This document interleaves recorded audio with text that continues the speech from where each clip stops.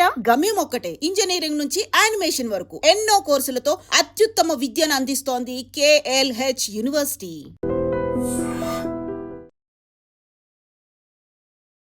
నమస్తే, welcome to I dream. నేను వలి. మంగ్లీ కేసులో సరికొత్త ట్విస్ట్ ఒకటి బయటకు వచ్చింది. డీసీపీ ముత్యంరెడ్డి గారు మాట్లాడారు. రమావత్ మధు అరెస్ట్ అయ్యాడు, అతన్ని కస్టడీలోకి తీసుకున్నాం. ఇప్పటి వరకు రమావత్ మధు ఈ కేసులో మంగ్లీకి సంబంధించి పాత్ర ఏమీ ఆయన బయట పెట్టలేదు అని మాట్లాడారు. అంటే ఈ కేసుతో మంగ్లీకి నిజంగా సంబంధం లేదా, లేకపోతే మంగ్లీకి సంబంధం లేదనే విధంగా ఏమన్నా ఒక డ్రామా జరుగుతోందా? దీని గురించి క్లియర్గా ఇన్ఫర్మేషన్ అందించడానికి స్టూడియోలో ఉన్నారు శేఖర్ భాషా. మాట్లాడదాం. భాషా గారు నమస్తే. భాషా గారు, ట్విస్టుల మీద ట్విస్టులు చూస్తున్నాం. మంగ్లీనేమో అసలు హైదరాబాద్లో ఉందా లేదా, దుబాయ్కి పారిపోయిందా అని ఇలాంటి చర్చలు కొంతమంది చేస్తూ ఉన్నారు. డీసీపీ ముత్యంరెడ్డి గారేమో మంగ్లీ పాత్ర అసలు ఉందో లేదో, అసలు ఒక్కటంటే ఒక్క క్లూ కూడా మాకు దొరకలేదు, మధుని ఇంకా కస్టడీలోకి తీసుకొని విచారించాలంటున్నారు. అసలు ఏం జరుగుతుంది, కేసు ఎటుపోతుంది అంటే ఎట్లా ఉందంటే చెప్పింది, తెలీదు, గుర్తులేదు, మర్చిపోయా, తెలీదు, గుర్తులేదు, మర్చిపోయా. అదే సినిమాలో, అదుర్స్ సినిమాలో ఆ టైప్లో. అంటే మంగ్లీ తమ్ముడు పారిపోయాడా లేదా, అసలు ఆయన ఈవిడి తమ్ముడేనా అనేది కూడా క్లారిటీ లేదట. ఇప్పుడు మధుని వీళ్ళు పట్టుకోవాలా, ఆయనే వెళ్ళి లొంగిపోయాడు. వీళ్ళు సాధించింది ఏం లేదు అక్కడ. వాళ్ళు చెప్పడం కూడా స్టేట్మెంట్ ఏంటి, మధు ఇచ్చిన వాంగ్మూలం ప్రకారం మంగ్లీకి దీనికి ఏం సంబంధం లేదు అని మాకు తెలుస్తుంది. అది చెప్పడానికేనయ్యా ఆయన లొంగిపోయింది. ఈ పాలిటిక్స్ అర్థం చేసుకోకపోతే ఎట్లా మనం? ఇప్పుడు ఇన్నాళ్ళు లొంగిపోని మధు, ప్రధాన నిందితుడు మధు, మంగ్లీ మీద ఆరోపణలు రాగానే టక్కుమని వచ్చి లొంగిపోతాడు. మంగ్లీ మీద ఎఫ్ఐఆర్ అయింది, తర్వాత హడావిడైంది, ఆవిడ ప్రెస్ మీట్ పెట్టింది, ఇదిగో నా తమ్ముడు చూడండి ఎంత అమ్మాయి కూడా ఎంత సొత్తపోస్ట్ చూడండి, చూడండి డబ్బులు కట్టేసే నోట్ల కట్టలు లెక్కేసే ముఖం అండి ఇది అని చెప్పి బాధపడింది.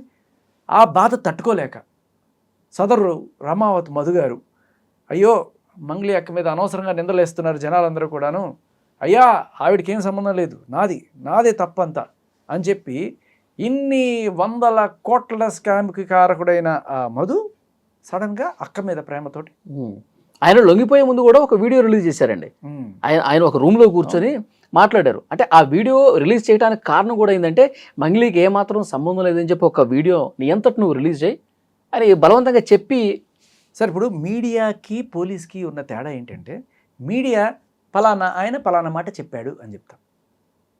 ఇప్పుడు రమావత్ మధు పలానా మాట చెప్పాడు అని మీడియా చెప్తారు. పోలీసులు అది కరెక్టా కాదా, వీడి ఫైనాన్షియల్ ట్రాన్సాక్షన్స్ ఏంటి, వీడి ఫోన్ కాల్స్ ఎక్కడెక్కడికి పోయినాయి, ఈ డబ్బులు ఎక్కడెక్కడి రెక్కలు చెగిరినాయి అని కదా వాళ్ళు చేయలేదు. మధు గారి వాంగ్మూలం ప్రకారం మంగ్లీ గారికి దీంట్లో ఎటువంటి సంబంధం లేదు. అది న్యూస్లో ఉంది తప్ప పోలీస్ ఇన్వెస్టిగేషన్లో లేదు.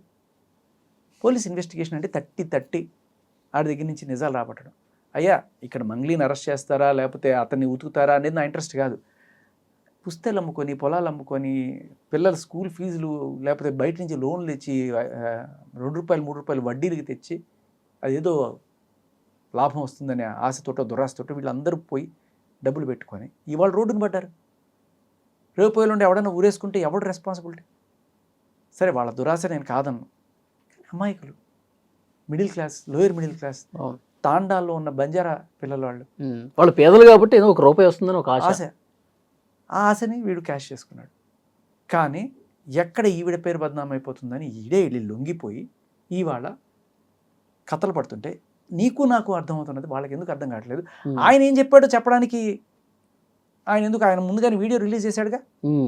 మళ్ళీ అదే మాట ఈయన డీసీపీ గారు చెప్తున్నారు, సార్ మీరు వాళ్ళ ట్రాన్సాక్షన్స్ తీసామండి, ఇదిగో అతని ఫైనాన్షియల్ ట్రాన్సాక్షన్స్, దీంట్లో ఇలా మాకు అనుమానాస్పదంగా అకౌంట్స్ ఉన్నాయి, ఇక్కడి నుంచి ఇక్కడికి ఇన్ని కోట్లు వెళ్ళినాయి, ఇక్కడి నుంచి ఎక్కడికి ఇన్ని కోట్లు వెళ్ళినాయి, ఈవిడితో ఇంతసేపు మాట్లాడాడు, ఇవి చెక్ చేశారా?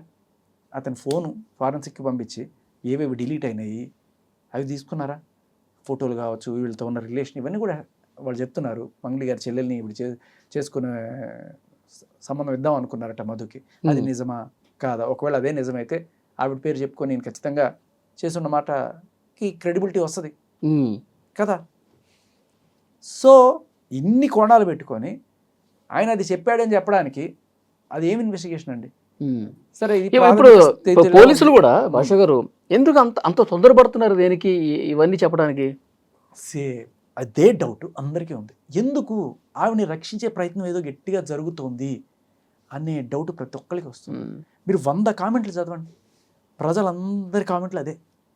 ఎందుకు అంత రక్షించడానికి ఎందుకు అంత తాపత్రయపడుతున్నారు అని చెప్పి అనిపిస్తుంది. ఇక్కడ ఇది ఇక్కడి నుంచి మొదలవ్వాలి.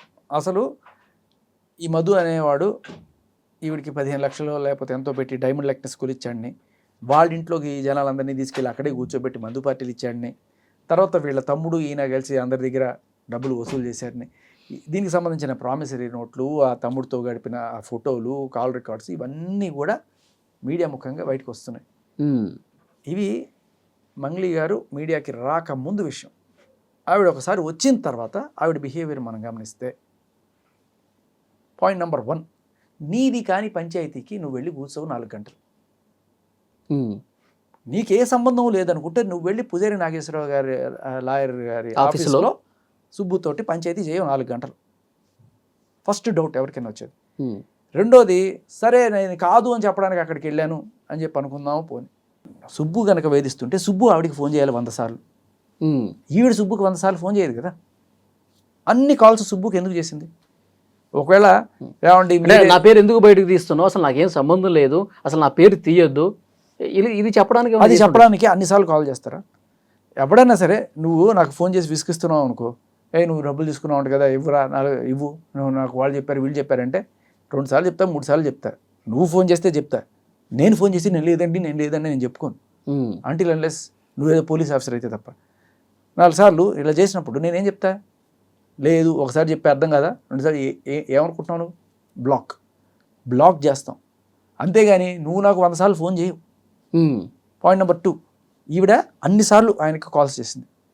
సుబ్బు గారికి కాల్ చేసింది, సుబ్బు గారి ఫ్రెండ్ కొడగండ్ల కార్తిక్ ఫోన్ చేసింది, వీళ్ళందరికీ ఫోన్లు చేస్తూనే ఉంది. అమ్మో ఏదో అయిపోతుంది, నా మీదకి వచ్చేస్తుంది అనే భయం ఎందుకు ఉంటుంది తప్పు చేయకపోతే? 3, పోలీసులతోటి ప్రెషర్ పెట్టించడం. ఈయన పెట్టిన ఎఫ్ఐఆర్, ఈయన అంటే ఫస్ట్ కోర్టు ఇస్తా అన్నారట, ఒప్పుకోకపోతే కొట్టిస్తా అన్నారట. అది కూడా భయపడకపోతే ఏదో యాక్సిడెంట్లో పోతావు, నీ కేసు లేకుండా మేము చేసుకోవచ్చు, పోలీసులు డబ్బులు పడేస్తే ఇదే అయిపోద్ది అని చెప్పి మాట్లాడారు. ఇది కూడా అదే ఆఫీస్లో జరిగిందా? అదే ఆఫీస్లో జరిగింది అని ఈయన కంప్లైంట్ ఇస్తే A5గా పోలీసులు ఈవిని నమోదు చేశారు. అలా చేసిన పోలీసులు ఆ నెక్స్ట్ రోజు ఈవిడ సజ్జనర్ గారిని కలవడం, ఆ ఫోటో పెట్టడం, వెంటనే ఈ సుబ్బు గారికి తగిన సన్మానం పోలీస్ స్టేషన్లో జరగడం, ఇవన్నీ మనం చూసాం. అప్పటిదాకా ఒక టోన్లో మాట్లాడిన పోలీసులు సుబ్బు గారితో ఆ నెక్స్ట్ రోజు టోన్ మారిపోయింది. ఆ బాధితులందరూ ఎవరైతే రోడ్డును పడి పోలీస్ స్టేషన్కి వస్తే వాళ్ళందరికీ డ్రంక్ చెకింగ్ చేస్తూ ఉంటారు. అంటే ఏంటి, బాధితులను భయపెట్టి అక్కడి నుంచి పోయేట్టు చేసే పనికి పూనుకున్నారా పోలీసులు అనే డౌట్ రాకపోవడం. సో మంగ్లీ గారు పోలీస్ సిస్టమ్ ద్వారా బాధితులను చెదరగొట్టే ప్రయత్నం చేశారు. ఒక పక్క, ఇంకో పక్క నేను బాధితుల పక్షాన్ని నిలబడతానండి. నిజంగా నువ్వు బాధితుల పక్షాన్ని నిలబడేటైతే నువ్వేం చేస్తావు? ఏ ఇంట్లో అయితే పార్టీకి పిలిచి వాళ్ళందరినీ చేశారు, ఎందుకు ఆవిడ ఇంట్లో పార్టీ ఇచ్చారంటే ఆవిడ ఉండదంట ఆ ఇంట్లో, అప్పుడప్పుడు వచ్చి మేకప్లో అవి చేసుకుని వెళ్తూ ఉంటుందంట ఈ షూట్స్ కోసం. మిగతా టైంలో అంతా ఖాళీగా ఉంటుంది కాబట్టి వాళ్ళందరూ వచ్చి ఆ రోజున నా తాళాలు తీసుకుని వెళ్ళి పార్టీ చేసుకున్నారు. మరి ఇప్పుడు ఏ బిడ్డలైతే, ఏ బంజారా బిడ్డలు, ఏ తాండా బిడ్డలు అయితే రోడ్డును పడ్డారో వాళ్ళు 3 రోజులకు ఒకసారి స్నానం చేస్తూ బట్టలు కూడా అవే ఉతుక్కొని మళ్ళీ వేసుకుంటూ చెప్పులు లేకుండా రోడ్డును తిరుగుతున్నా మీ బంజారా బిడ్డ, నేను బంజారా బిడ్డ అని చెప్పుకుంటున్నావే, వీళ్ళు బంజారా బిడ్డలని నీకు గుర్తురాట్లేదా? బంజారా బిడ్డలకి నేను న్యాయం చేస్తా అనే కోణంలో ఎక్కడ మనకి వాళ్ళకి ఈవిడ సపోర్ట్ అందిస్తున్నట్టు కనబడకపోగా, ఈ బంజారా బిడ్డ అనే మన బంజారా హిల్స్ బిడ్డ ఆవిడ ఎంత చక్కగా ఆ బంజారా బిడ్డ అనే పదాన్ని రాజకీయానికి వాడుకుంటుంది గమనించండి. ఇప్పుడు బంజారా బిడ్డలు అంటే వాళ్ళకి రిజర్వేషన్స్లో కావచ్చు, వాళ్ళకి ఎందుకు మనం అంత ప్రిఫరెన్స్ ఇస్తామంటే పేదవాళ్ళు, వాళ్ళు బాగుపడాలి అని. ఈవిడికి 10 లక్షలు 15 లక్షలు తీసుకుని ఈవిడ పేద, ఈవిడికి బంజారా బిడ్డ రాజకీయం ఎలా పనిచేస్తుంది? కాదు కదా. ఈవిడ బంజారా హిల్స్ బిడ్డ, బంజారా బిడ్డ కాదు. కానీ అవసరం వచ్చింది కాబట్టి ఆ కార్డు బయటికి తీస్తాం, అయ్యో నేను బంజారా బిడ్డని. తర్వాత ఆడబిడ్డనండి అంటే ఆడబిడ్డకు ఒక న్యాయం. నువ్వు ఆడబిడ్డే, ఈడబిడ్డ కాదు నిజం చెప్పాలంటే. ఆంధ్రాలో అనంతపూర్లో గుత్తి అనే ప్లేస్ దగ్గర ఉన్న తాండా మీది, అక్కడి నుంచి ఇక్కడికి వచ్చి ఇక్కడ V6 ఆ ఛానల్స్లో తెలంగాణ యాస నేర్చుకొని అక్కడి నుంచి ఆ పాటలు పాడి చేసుకొని తెలంగాణ ప్రజలు నువ్వు మా బిడ్డే అన్నంత నెత్తిన పెట్టుకున్నారు. గద్ర వాట్స్ కూడా పాటించారు నిన్ను, ఇంత చేశారు. సో నువ్వు బంజారా బిడ్డ కాదు, బంజారా హిల్స్ బిడ్డ, ఆడబిడ్డ అంటే ఆడబిడ్డే, ఏడబిడ్డ కాదు. కానీ ఈ రెండు రాజకీయాలు చేసుకుంటూ చక్కగా ముందుకెళ్దాం అనుకున్నావు. జనాలు నీ రాజకీయాలు నమ్మల. ఓకే, నెక్స్ట్ 4వ పాయింట్, బంజారా ఆడబిడ్డ అయిపోయిన తర్వాత శ్రీముఖి బిగ్ బాస్. సంబంధం లేని విషయం. అయ్యా ఎవరు ఎంత తీసుకున్నారు, ఎలా తీసుకున్నారు, నాకేమన్నా తెలుసా, నేనేమన్నా చేయగలనా, ఇది ఉండాలి తప్ప. సుబ్బు రాత్రిపూట కల్లో ఏమైనా ఊహించుకుంటాడు, సుబ్బు ఏ కలర్ బనీన్ వేసుకుంటాడు, సుబ్బు ఎక్కడికి పోదాం అనుకుంటాడు, మనకెందుకు? అసలు కేసుకి ఏమన్నా సంబంధం? ఏమీ సంబంధం లేదు. సో ఇవన్నీ చూస్తే ఎవరికైనా ఏమనిపిస్తుంది, నరమానవుడికి ఎవరికన్నా సరే, ఈవిడ పాయింట్ మాట్లాడకుండా she's beating around the bush. అంటే కాసేపు బంజారా బిడ్డ ఆడబిడ్డ అంటది, కాసేపు సుబ్బు బిగ్ బాస్ కోసం లేకపోతే శ్రీముఖ్ కోసం అంటాడు. పొంతన లేని విషయాలు మాట్లాడుతుంది. మీరు ఏదో ఒక వీడియోలో చూశానండి, 2018 అనుకుంటా. అప్పట్లో నేను బాంబేలో India West Indies match international series జరుగుతుంది, దాని కామెంటరీ చెప్పాను. వెంకటపతిరాజు గారు నేను కామెంటరీ టీంలో ఉండే. ఆ టైంలో త్రూ సమ్ లింక్ నాకు ఇక్కడ ఒక ఈవెంట్ ఉంది ఖతార్లో, తెలుగు ఈవెంట్, దానికి మీరు హోస్టింగ్ చేస్తారా అని అడిగారు. ఓ బ్రహ్మాండంగా చేస్తా అని చెప్పి అదే అక్కడ ముగించుకొని అక్కడే అరేబియా సముద్రం ఇటుపక్క ఎక్కి అటుపక్క దిగా ఖతార్ దిగాం. అక్కడ బిత్రి సత్ గారు, పూర్ణ గారు, మంగ్లీ గారు, ఇంకా కొంతమంది సింగర్స్, వీళ్ళందరూ కూడా అక్కడ దాంట్లో పార్టిసిపేట్ చేస్తున్నారు. నేను యాంకరింగ్ చేస్తున్నా, ఒక్కొక్కరిని ఇంట్రడ్యూస్ చేయడము రావడం. అలా మంగ్లీ గారు ఆవిడ రావడం, రేలా రేలా పాట పాడడం. అయితే అక్కడ ఏంటంటే జనాలు అసలు తొలగిపోయారు ఆ పాటకి. ఓహో, చింపుకున్నారు అంతే, ఓ రేంజ్లో మామూలుగా లేదు అసలు. కానీ నాకు అక్కడ అది యాజ్ ఇట్ ఈస్గా పాటని సీడీలో ఎలా ఉందో యాజ్ ఇట్ ఈస్ అదే రకంగా అక్కడ వచ్చింది అని ఒక చిన్న ఇది వచ్చింది. అంటే స్టేజ్ మీద ఉన్నాను కాబట్టి అక్కడ లిప్స్ కదలికే ఉంది, సీడీ పెట్టేశారన్న డౌట్ వచ్చి అడిగా. అంటే ఇది నార్మల్ ప్రాక్టీసేనండి, చాలాసార్లు సింగర్లు పాడరు, ఇలాగే చేస్తారు ఓహో అని చెప్పారు. సో సర్లే అనుకున్నా, చాలామంది అలాగే చేస్తారు. తర్వాత నాకు కూడా తెలిసింది కొంతమంది సింగర్స్ ఇలా చేస్తారు అనే విషయం. సరే అక్కడ అయిపోయింది. ఇప్పుడు అక్కడ మంగ్లీ కూడా లిప్ సింకేనా అనే అనిపించింది. ఓకే, అంటే వాళ్ళని అడిగితే వాళ్ళు అదే చెప్పారు, అక్కడ సీడీ ప్లే చేస్తున్నారు. తర్వాత అయిపోయింది. ఏదో మమ్మల్ని అందరినీ కూడా సరదాగా తీసుకెళ్లారు ఆ బీచ్, అక్కడ సీలేన్ బీచ్ అని ఒకటి ఉంది, అది ఇచ్చారు. ఆ ఒంటెలు ఎక్కించడము అవన్నీ చేసి అయిపోయింది. తర్వాత పెట్టబడ సర్దుకొని ఆవిడకి వాళ్ళు వేర్ బ్యాక్. నేను వచ్చేసిన తర్వాత ఆర్గనైజర్ నాకు ఫోన్ చేశారు. అండ్ మీరు పరిచయం ఉంటారు కదా, ఆవిడ కొంత అమౌంట్ తీసుకుంది మా దగ్గర. కొంత అమౌంట్ అంటే ఇప్పుడు ప్రోగ్రామ్ చేసినందుకు ఇస్తారు కదా, ఆ అమౌంట్ కాకుండా ఆ అమౌంట్ ఆల్రెడీ తీసేసుకుంది. ఓకే, అది స్టేజ్ ఎక్కక ముందే తీసేసుకుంటారు. బట్ తర్వాత ఏమవుతుందంటే ఈ ఖతార్లో షాపింగ్ చేసుకోవడం కోసం, దోహాలో షాపింగ్ చేసుకోవడం కోసము కొంత అమౌంట్ తీసుకున్నారు. కొంతమంది ముందుగానే తీసుకుని తర్వాత పంపించేస్తారు ఆ అమౌంట్. సో ఆ రకంగా కొంత అమౌంట్ అక్కడ, అంటే ధీరమ్స్ ఏవో ఉంటాయి, మన రూపీస్ చెల్లవు కాబట్టి అక్కడ నేను ధీరమ్స్ తీసుకుని, అక్కడ షాపింగ్ చేసుకోవడం కోసం ధీరమ్స్ ఇస్తారు. సో నేను కూడా అట్లాగే నా డబ్బులు ఇచ్చి కొన్ని ధీరమ్స్ తీసుకున్నాను. ఏమీ డబ్బులు ఇవ్వకుండా వాళ్ళ ధీరమ్స్ తీసుకుని ఇచ్చేస్తానని చెప్పినట్టున్నారు. ఇచ్చారో లేదో కూడా తెలియదు నాకు. బట్ ఒక వారం రోజుల లోపలే నాకు ఫోన్ చేసి ఇట్లా సమ్ అమౌంట్ తీసుకున్నారు షాపింగ్ కోసం అని అడుగుతుంటే, నీ బిడ్డకి ఇచ్చాను అనుకో, నీ బిడ్డకైతే ఇవ్వవా అనే మాటలు అన్నారు అన్నట్టుగా కూడా వాళ్ళు చెప్పడం జరిగింది. మీరు ఒకసారి అడగండి, మీకు తెలుసు కదా అంటే, ఇచ్చేది మీరు, అడగమని ఏందన్నా, నాకు అంత కనెక్షన్ లేదండి, మీరు తెలుసుకోండి అని చెప్పి అది. సో మేబీ తర్వాత ఆవిడ పంపించుండొచ్చు, లేకపోతే ఏమైందో తెలీదు. ఓకే, ఫస్ట్ నాకు మంగ్లీ గారితో ముఖాముఖి పరిచయం అక్కడ. ఓకే, అది సరే. కమింగ్ బ్యాక్ టు హియర్, ఇన్ని పక్కన పెట్టేద్దాం.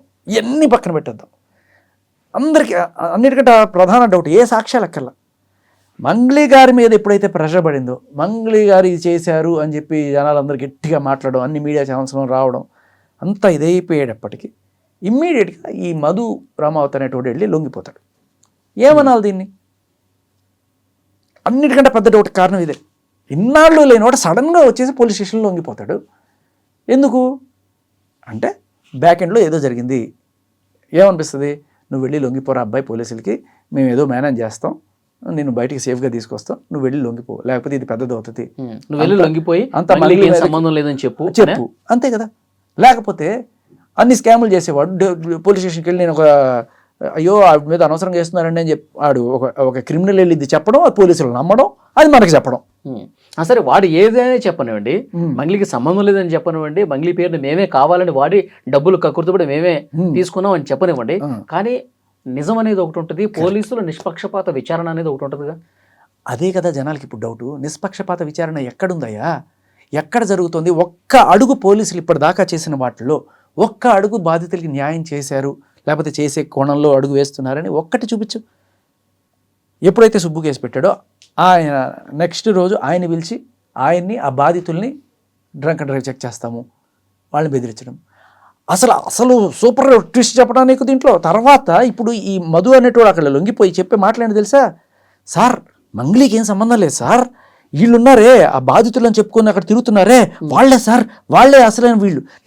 హేమకాంత్ రెడ్డి. ఇప్పుడు ఈయనేమంటాడు? వీళ్ళందరూ తప్పించుకొని పారిపోయారు, వీళ్ళందరినీ పట్టుకొచ్చి అరెస్ట్ చేస్తే కానీ నిజాలు బయటికి రావు. అంటే ఏంటి? ఇప్పుడు నువ్వు బాధితులనే అరెస్ట్ చేస్తావు అనమాట, నిందితులను వదిలేసి. A5 మంగ్లీ గారిని వదిలేసి ఈ బాధితులందరినీ కూడా ఇప్పుడు అరెస్ట్ చేస్తారనమాట. ఎందుకు? Just because Madhu said it. Madhu Mangli గారు తప్పలేదు. ఎవరు నిజమైన బాధితులు, ఎవరు నిజమైన నిందితులు అనేది విచారణలో కదా తెలిసేది. అదే అంటున్నా, విచారణ మధు గారు చెప్తారు. మధు గారు ఏమంటే అది. మధు గారు ఇదిగో వలి, ఇదిగో శేఖర్, ఇదిగో ఆయన సంతోష్, వీళ్ళందరూ కూడా వీళ్ళు నాతో పాటు ఉన్నారండి అంటే వేసేస్తావా లోపల? ఆవిడికి మంగ్లీ గారికి ఏ రకమైన సంబంధం అంటే లేదు, ఆయన చెప్పాడు కాబట్టి లేదు. వాళ్ళ తమ్ముడు అంటే అసలు ఆయన తమ్ముడు కదా మాకు తెలియదు. ఏంటి సార్ ఇది? ఇవన్నీ దీనికి తోడు సజ్జనార్ గారితో ఫోటోలు పెడుతుంది, డీజీపీ గారి దగ్గరికి వెళ్తుంది, ఈవిడ కావాలంటే నార్సింగ్లో ఒక కేసు, పంచకోటలో ఒక కేసు, ఇన్ని కేసులు పెట్టి వీళ్ళ మీద అమాయకులు వాళ్ళు బతుకు తెరువు లేని పాపం చేసుకుంటూ ఏదో మిడిల్ క్లాస్ వాళ్ళు వచ్చి చేసుకుంటుంటే వాళ్ళని బెదిరించే కార్యక్రమం జరుగుతుంది తప్ప ఎక్కడ సార్? నేను అడుగుతా, నార్సింగి పిఎస్లో మీరు కేసు పెట్టారు, నార్సింగి పిఎస్లో వాళ్ళు వెంటనే ఇది జరిగిందా, మంగ్లీ గారిని సుబ్బు అనేటోడు మానసికంగా వేధించాడు, బెదిరించాడని చెప్తున్నారు, నిజమేనా అని చెప్పి ఆ కార్తీక్ గారికి ఫోన్ చేయడము, ఆయన రమ్మని చెప్పడము, ఆయన స్టేట్మెంట్ తీసుకోవడం, ఇటువంటివన్నీ చేశారు. అది బయటకు వచ్చింది. ఓకే. సో ఆవిడిచ్చిన కంప్లైంట్ మీద పోలీసులు చిత్తశుద్ధితోటి పనిచేస్తున్నారు. మరి సుబ్బు గారు ఇచ్చిన కంప్లైంట్ మీద పోలీసుల చిత్తశుద్ధి ఏది? ఇప్పుడు మీ స్టేషన్కి కరెక్ట్గా 100 మీటర్ల దూరంలో ఉన్న పూజారి నాగేశ్వరరావు గారి ఆఫీస్కి మీరు వెళ్ళి అక్కడ సీసీటీవీ ఫుటేజ్ కానీ అక్కడున్న ఆ రోజు ఆ మీటింగ్లో ఉన్నారని చెప్తున్న పెద్దలు, ఆ చుట్టుపక్కల ఉన్న వాళ్ళు, వాళ్ళ స్టేట్మెంట్లు తీసుకున్నారా? చెప్పాలి కదా. ఇప్పుడు మామూలుగా చెప్పాల్సిన అవసరం లేదు. ఒక ఇన్వెస్టిగేటింగ్ ఆఫీసర్ నేను ఏం చేస్తున్నాను మీకు ఎందుకు చెప్పాలి, కేసు అయిపోయిన తర్వాత చెప్తా, ఛార్జ్ షీట్ వేసేటప్పుడు ఇస్తా, చూసుకోండి చదువుకోండి అంటాడు. మామూలుగా చెప్పాల్సిన పని లేదు. ఇప్పుడు మీ మీద నింద పడ్డది సార్, ఎందుకు మీరు వచ్చిన వాళ్ళకి డ్రంక్ డ్రైవ్ టెస్ట్ చేయాలని చెప్పి హైకోర్టు కూడా మిమ్మల్ని అడుగుతోంది. అంటే ఇప్పుడు మీరు జనాలకి నిష్పాక్షికంగా వ్యవహరిస్తున్నారని చూపించాల్సిన బాధ్యత పోలీస్ డిపార్ట్మెంట్ మీద ఉంది. ఉందా లేదా? ఏమనుకుంటారు? లేకపోతే నాకు చూపిస్తే చూపించండి. వీళ్ళు పరారీలో ఉన్నారని చెప్తున్నారు కదా, ఈ హేమకాంత్ రెడ్డి కావచ్చు, తర్వాత ఆ భరత్ చౌహాను, శైలజ చౌహాను, వీళ్ళ తమ్ముడు శివ, తమ్ముడు కాదు కూడా ఇంకా క్లారిటీ ఇవ్వలేదు డీసీపీ గారు. మరి ఇన్ని రోజుల నుంచి ఇది అంతా వారం రోజులుగా జరుగుతోంది, ఇన్ని రోజుల నుంచి వాళ్ళని ఎందుకు పట్టుకోలేకపోతున్నారు పోలీసు? సార్ ఈ హేమకాంత్ రెడ్డి అనే నిన్న మొన్న కూడా ఇంటర్వ్యూలు ఇస్తున్నాడు సార్. ఇచ్చాడు, అన్ని ఛానల్స్కి ఇచ్చాడు కదా. ఈ పోలీసుల ఫార్మాట్ ఎలా ఉంటుందంటే పట్టుకొని వాళ్ళని అబ్స్కాండ్ రాసుకుంటారు వాళ్ళు. మీకు ఫర్ ఎగ్జాంపుల్ ఆ మధ్యకాలంలో హర్షసాయి కేసు గుర్తుండి ఉంటే ఉంది, ఆ టైంలో హర్షసాయి మీద ఎవరైతే కేసు పెట్టడానికి వెళ్ళిందో ఆవిడికి సంబంధించిన బోల్డ్ అన్ని రికార్డ్స్ వచ్చాయి. నాకు డబుల్ పార్టిసిపేట్ ఉందని, నేను ఏది ఎవడో లిక్కర్ షాప్ ఓనర్ ఆడు చచ్చిపోతే ఆడి కొడుకుకి అది రాకుండా అడ్డుపడి మొత్తం సహా చేశాను, ఇలా రకరకాలు. అసలు నీ కళ్ళు కృష్ణుడిలా ఉంటాయి, నువ్వు దా ప్రకాష్ దా అన్నట్టుగా అన్ని లింకులు వచ్చినాయి. వచ్చినప్పుడు మనం దాన్ని బట్టి మీడియాలో గట్టిగా అడిగాం. అడిగితే అడిగిన దానికి మన మీద కేసు పెట్టారు పోలీసులు. ఈ సాక్ష్యాలు చూపించి ఇది ఉంది సార్, ఇలా డబల్ పాస్పోర్ట్ ఏమిటి, ఇవన్నీ తప్పు కదా, మీరు ఎంక్వైరీ చేస్తారా లేదా అని అడిగితే ఈవిడకున్న పరపతితోటి సేమ్ ఇప్పుడు ఈ ఎలా వాడుతున్నారు పోలీసు పరపతిని, అప్పుడు వాడి మన మీద కేసు పెట్టారు. కేసు పెట్టి నేను ఇట్లాగే ఇంటర్వ్యూలు ఇస్తూనే ఉన్నా, నా పేరు అక్కడ పెట్టేసి ఒక 50 మంది 100 పేర్లో పెట్టాలండి, మీడియా అందరి పేర్లు. మొన్న అనసూయ పెట్టల ఒక 70 మందిని అలా పెట్టి అందులో ఏదో ఒక ప్రముఖ స్థానంలో నన్ను పెట్టి A4 A5 పెట్టి అబ్స్కాండ్ అని రాసుకుంటారు అన్నమాట వీళ్ళు ఫస్ట్. వాళ్ళ పద్ధతి అది, ఓకే, పోలీస్ మోడస్ ఆపరండి అది. సో అంతమంది వాళ్ళు రాశారన్నంత మాత్రం వాళ్ళు తప్పించుకొని పారిపోయినట్టు కూడా కాదు. కానీ ఇక్కడ పోలీసులకి చిత్తశుద్ధితోటి వ్యవహరిస్తున్నారు అనే విషయం జనానికి ఎక్కడ తెలుస్తుంది? ఇలా అయితే డిపార్ట్మెంట్ మీద నమ్మకం ఎక్కడ ఉంటుంది ప్రజలకి? ఓకే, వందల వేల మంది రోడ్డున పడ్డారు సార్. వాళ్ళకి న్యాయం చేయమని చెప్పి అడుగుతుంటే వాళ్ళ పక్షాన మీడియా ప్రజలు అందరూ గళమెత్తి మాట్లాడుతుంటే, గళమెత్తి అంటే రోడ్డు మీదకి రాకర్లే, ఇప్పుడు ఏ ఛానల్ అయినా తీసుకో దాని కింద కామెంట్స్ చూడు. అలా ఉన్నప్పుడు ఏం చేస్తున్నారు పోలీస్ వ్యవస్థ? ఆవిడకి ఏం సంబంధం లేదండి, ఆవిడ తమ్ముడికి ఏం సంబంధం లేదండి, మధు గారు చెప్పారండి కాబట్టి ఆ హిమకాంత్ రెడ్డి దొంగండి, వాడిని పట్టుకుంటే మాకు తెలుస్తాయండి. బాధితుడిని ముద్దాయం చేసి నిందితుడిని చేసి వాళ్ళని భయపెట్టి భయభ్రాంతులు చేసి తరిమేసే ప్రయత్నం జరుగుతుంది ఇక్కడ. ఓకే, ఇప్పుడు సజ్జనార్ గారిని మంగ్లీ కలిసిన తర్వాత మొత్తం పిక్చర్ మారిపోయింది అని చెప్పేసి అంటున్నారు. అంటే సజ్జనార్ గారే మంగ్లీ పక్షాన ఉన్నారని చెప్పి ఈ కింద ఉన్న 2 పోలీసులందరూ కూడా భావిస్తున్నారా ఏంటి? నమ్మచ్చు. ఇప్పుడు ఎందుకంటే సజ్జనార్ గారు డైరెక్ట్గా ఫోన్ చేయక్కర్లా. అమ్మో పెద్ద ఆయనతో ఫోటో ఉందంటే మేబీ ఆయన ఈ ఫ్యాన్ ఏమో, మంగ్లీ గారి పాటలు అంటే చాలామందికి ఇష్టం. ఆ కోణంలో ఎందుకు మనకు వచ్చిన గోల, ఏదైనా అయితే ఆయన మనకి ముట్టికాయలు వేస్తారు, లేకపోతే ట్రాన్స్ఫర్లు అవుతాయి, ఏదో జరుగుతాయి, ఎందుకు వచ్చిన గోల, మనం బ్రీత్ అనలైజర్ చేద్దాం. ఏమో అదే డౌట్. క్రానాలజీ ఆఫ్ ఈవెంట్స్ అంటే దీని తర్వాత ఇది, దీని తర్వాత ఇది జరుపుకుంటూ వచ్చాయి. ఆయనతో ఫోటో దిగడం, వెంటనే బ్రీత్ అనలైజర్ టెస్ట్ చేయడం, తర్వాత వీడు మీటింగ్ పెట్టడం, నేను ఆడబిడ్డని బంజారా బిడ్డని అని చెప్పి ఆడవడం, ఆ తర్వాత బంజారా నాయకులు రావడం, మంగళికి మేమన్నా ఉండడం, తర్వాత వెంటనే మధు రావడం, ఆయన సరెండర్ అయిపోవడం, ఇవన్నీ చూస్తుంటే ఎంత చక్కగా. ఇప్పుడు డీసీపీ గారు తర్వాత వెంటనే డీసీపీ గారు రావడం, ఆవిడకి ఏం సంబంధం లేదు, మధు గారు చెప్పిన దాని ప్రకారం ఆయన ఏం చెప్తాడు, ఆయన తప్పించడానికే వచ్చాడయ్యా, ఆయన తప్పించడానికే వచ్చాడనే విషయం ప్రపంచానికి అంతా తెలిసే, మీకు తెలియకపోవడం ఏంటి? సో బాధితులు కూడా ఎవరన్నా మీ దగ్గర ఏదన్నా ఎవిడెన్స్ ఉంటే తప్పకుండా నన్ను కలవచ్చు, దాన్ని బట్టి మేము యాక్షన్ తీసుకుంటామని కూడా చెప్తున్నాడు డీసీపీ. మరి నమ్మచ్చంటారు? ఎక్కడ సార్ ఇప్పుడు సజ్జనార్ గారు లాంటి వాళ్ళు మంగళి గారిని కలిసారు, కానీ ఎక్కడ ఒక అభాగ్యురాలైన పుస్తులు అమ్ముకొని తాకట్టు పెట్టుకున్న అమ్మాయి రోజు తిరుగుతుంది పంచుగుట్ట పోలీస్ స్టేషన్లో, అటువంటి వాళ్ళని ఎక్కడ కలవలేదే. ఇప్పుడు మిమ్మల్ని డైరెక్ట్గా ఒక మాట అడుగుతా, తక్కువని చెప్పాలి వాళ్ళు. చెప్పండి, అడగండి. హైదరాబాదు సైబరాబాద్ కమిషనర్ ఎవరు చెప్పండి? Police commissioner. Cyberabad police commissioner ఎవరు? టక్కును గుర్తు రావట్లా. హైదరాబాద్ కమిషనర్ ఎవరు? సజ్జనార్ గారు. టక్కుమని గుర్తొస్తుంది. ఎందుకని?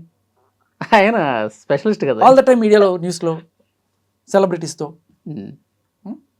కదా కనిపించట్లే కదా. నేను అదే అడుగుతున్నా, ఎవరికైనా సరే ఇవాళ అడగండి, 100 మందిని పిలిచి టక్కుమని, కొంతమందికి తెలుస్తుంది రెగ్యులర్గా క్రైమ్ రిపోర్టింగ్లోనూ ఉన్న వాళ్ళకి తెలుస్తుంది, కొంత చూసుకునేవాళ్ళు. బట్ జనరల్గా టక్కుమని అడిగితే అన్నిటికీ సజ్జనారే.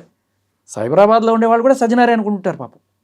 విషయం ఏంటంటే, ఇంకొక డౌట్ తావేంటంటే, మంగ్లీ గారి ఏరియా ఏంటి? Narsingi PS which comes under Cyberabad. దానికి సజ్జనార్ గారు కాదు, ఆయన జ్యూరిస్డిక్షన్ కాదు. మరి అందుకనే ఆ నెక్స్ట్ రోజు వచ్చి పంజగుట్ట పిఎస్లో కేసు పెట్టారు.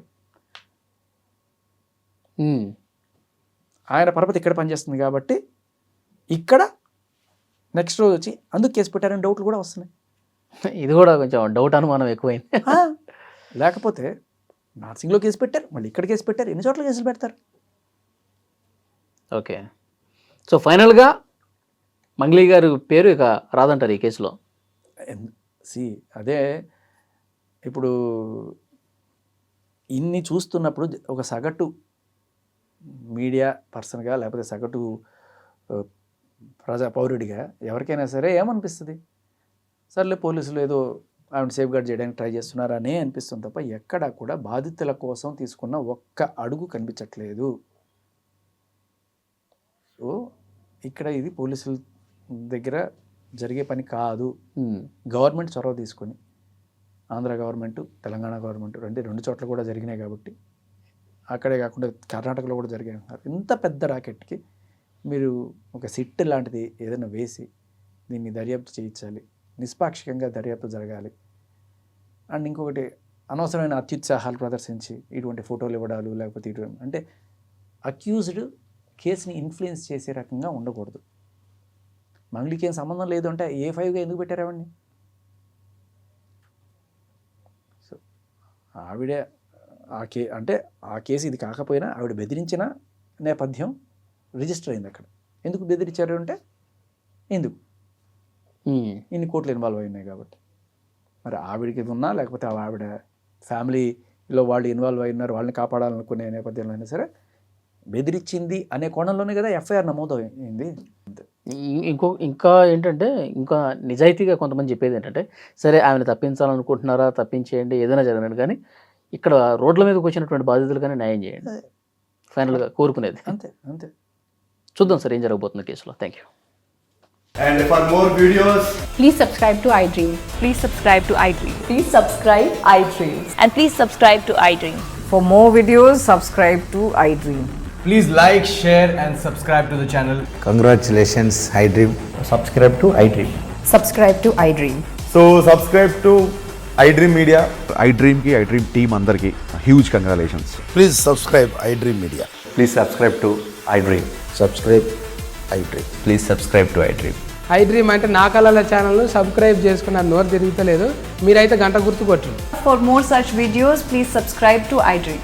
Subscribe to iDream. Please subscribe to iDream. Please subscribe iDream Media. Please do subscribe to iDream. Please subscribe to iDream Media. For best entertainment and information, please subscribe iDream. And don't forget to subscribe to iDream.